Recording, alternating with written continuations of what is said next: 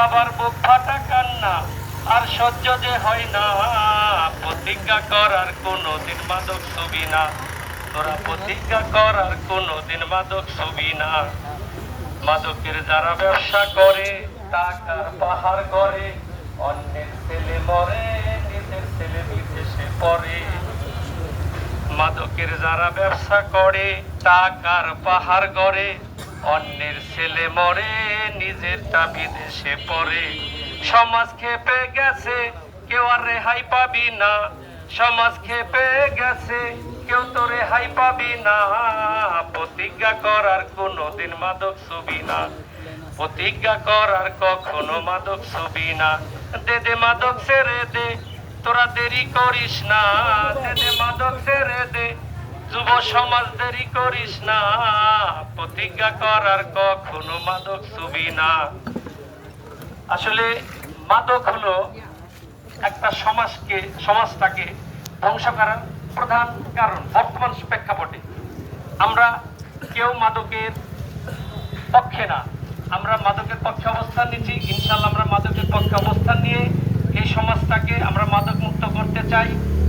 আমি একটা জিনিস জানি যে যারা মাদক সেবন করেন বা বিক্রি করেন তারা নিজেরাও জানেন এটা খারাপ, এটা তারা স্বীকারও করেন, কিন্তু তারা ছেড়ে দেন না। কেন ছেড়ে দেন না এটা বুঝতে পারি না। আমার অনুরোধ থাকবে যে আজকের পর থেকে আপনারা যারা মাদকের সাথে জড়িত আছেন, যারা মাদক সেবন করেন, মাদক বিক্রি করেন, অবশ্যই আপনারা আজকে থেকে ভালো হয়ে যাবেন। আমরা আপনাদের বন্ধু, আমরা আপনাদের শত্রু না। আমরা চাই আপনারা ভালো হলে আপনার পরিবার ভালো থাকবে, আপনার স্ত্রী সন্তান ভালো থাকবে। আপনারা ভালো থাকলে এই সমাজ ভালো থাকবে, এই সমাজ ভালো থাকলে গোটা দেশটা ভালো থাকবে।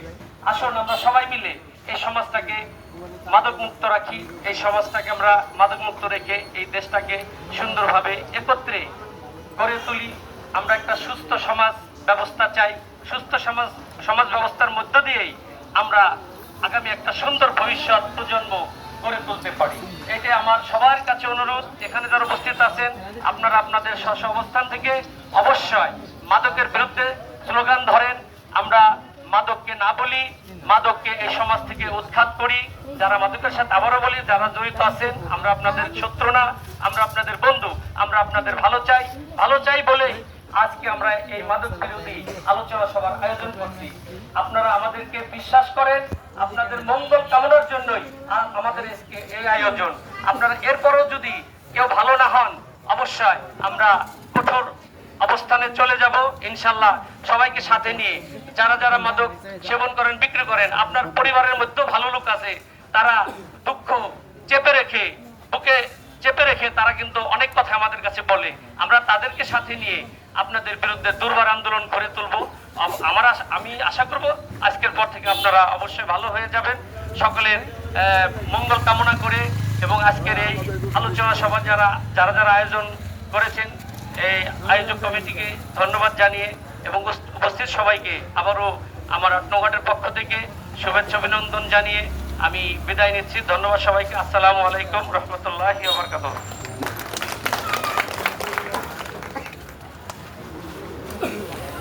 আপনাদের মাঝে